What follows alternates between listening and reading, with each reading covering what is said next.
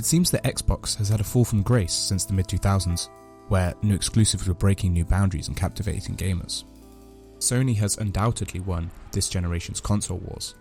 The PS4 has dominated sales thanks to big budget exclusives like The Last of Us, Uncharted and God of War.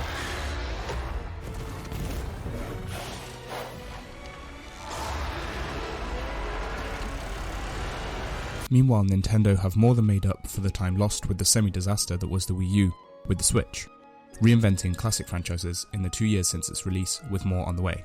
The Xbox One has kind of tanked in terms of exclusive titles. These games are okay, but each has its own flaws. The Master Chief Collection is perfect for marathoning every Halo campaign, but the online was completely broken at launch. Halo 5 was the opposite, adding some nice additions to the multiplayer but bombing on the campaign. Rare Replay is a great compilation, but every game is dated.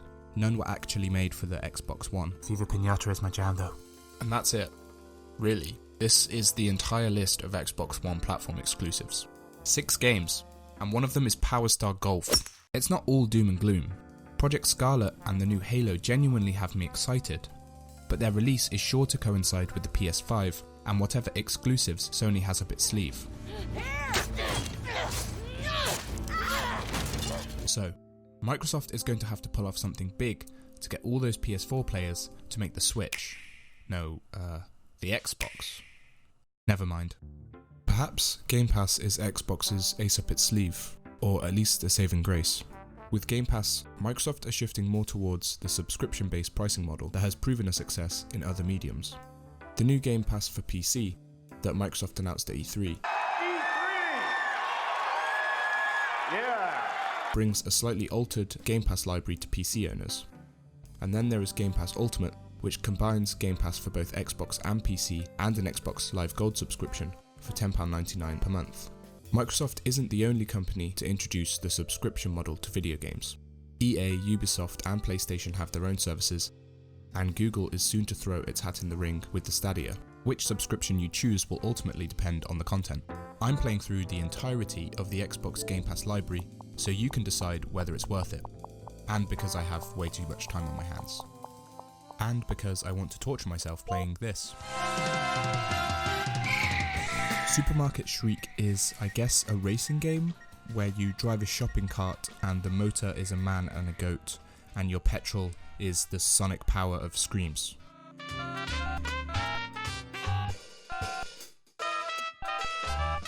Once you've figured that out, you can make your way through obstacle courses, time trials, races, and bonus levels. You would think the screaming would get annoying, but it doesn't. Not at all. You might be thinking, does the screaming stop? To which the answer is no, but it kind of comes and goes in terms of how annoying it is, ranging from unbearable to the only reason you would keep playing. I mean, what else is there to say? The game's premise is a man and a goat fall into a shopping cart and they scream to make it go. It's definitely one of the more unique and quirky premises I've come across, but when the novelty wears off, there isn't much there beyond a standard kart racer. Goat Simulator got a lot of attention when it came out, and I'm not sure if that's because it was good or it was just downright ridiculous. I never played it, so I guess now is my chance. Goatville seems like the best place to start. I don't know if this is going to be my kind of game, to be honest. I'm a realistic looking goat. Ish. Okay, I think this is a game where you require a certain level of creativity that I just don't possess.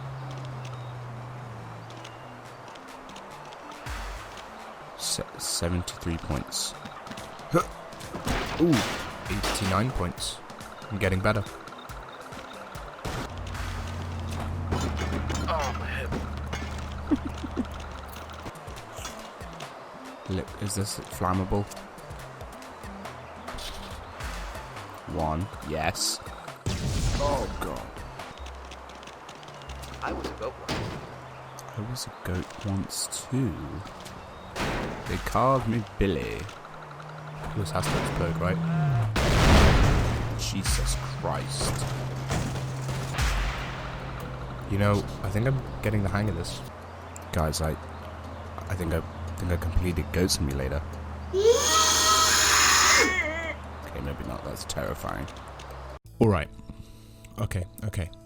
Enough playing around. Let's find something with some real substance to it, you know? Let's find an actual game. So Gears of War now, don't even. Halo. Halo's pretty... That's my kind of game. You know, Halo Wars. Okay. Yeah, we can make this work. Yeah, this looks good.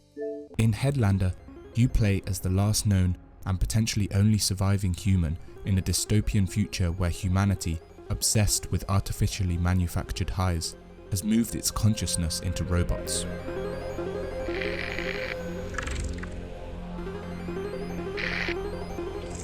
Oh, and you're just a head in a rocket-propelled space helmet. Oh, you thought you were getting a real game. Headlander is a 2D platformer shooter where you move through the levels as a flying head, docking in different robot bodies. The military robots have different ranks ordered by colour, so you have to hijack higher ranking robots to progress through the levels. It uses this pretty clever laser ricochet mechanic which lets you aim to any corner of the screen. If you get shot as a robot, your helmet will eject from the body, leaving you to fly around in search of a new one.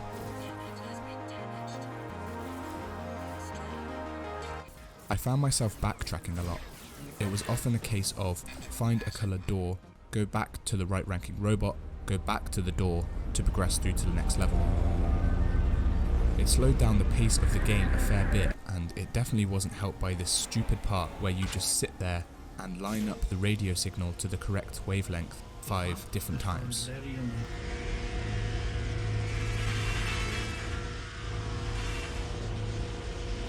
The following citizen.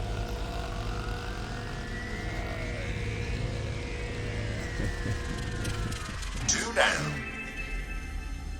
Overall, Headlander is another fun concept without too much depth in terms of gameplay. Need to go somewhere in particular? Mappy can help. How? Mappy can see that you are different. Mappy doesn't mind. Will you help me? Mappy can see that you are lost. Would you like help becoming not lost? Yes. Need to go somewhere in particular? Mappy can help.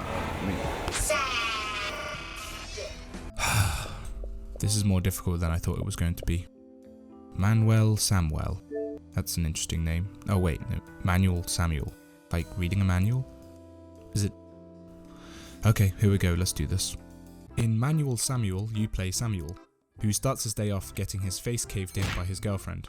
Then you get hit by a truck, you go to hell, and the Grim Reaper offers to resurrect you back into the world of the living if you can survive just one day with a handicap of his choosing.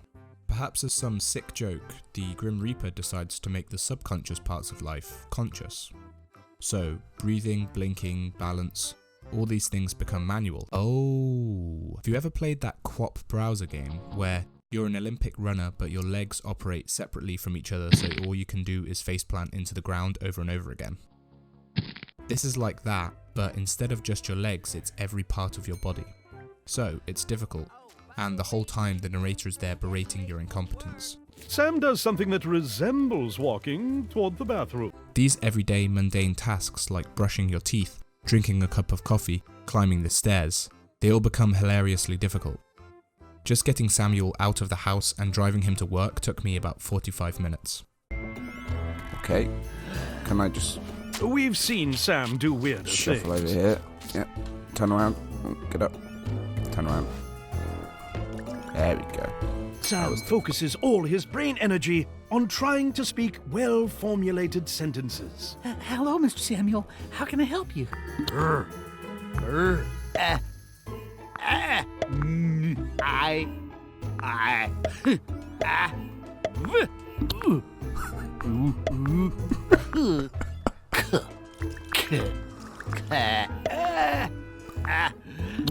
You are a wordsmith, Sam.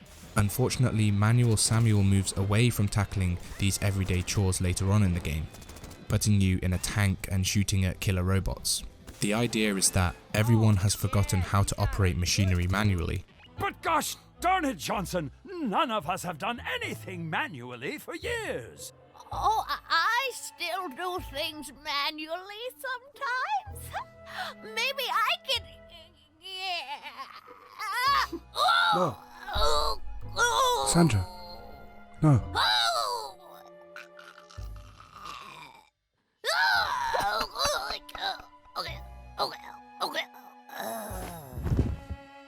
But why move away from that premise and those mechanics that were so enticing and fun to begin with? It also ends with this monotonous, draining boss fight with the devil, where you can't die, but it takes forever to kill him. It just becomes a case of memorizing his moves and slowly chipping away at his health. You know what to do. Just You go. stroll in Right, out of that, hell right. as Harry. you Splits. eat. Get up. Get up. Parry. Get up. Parry. Parry. But Manuel Samuel is still a very unique premise that is executed really well throughout the first half of the game, and it's still definitely worth your time.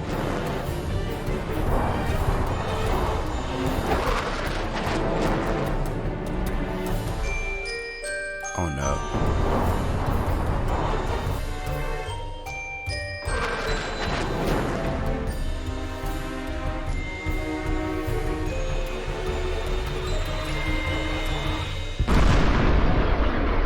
So maybe I didn't start with the best games in order to get an idea of Game Pass's worth. But there are over 100 games in here, so I'm sure I'll find something special.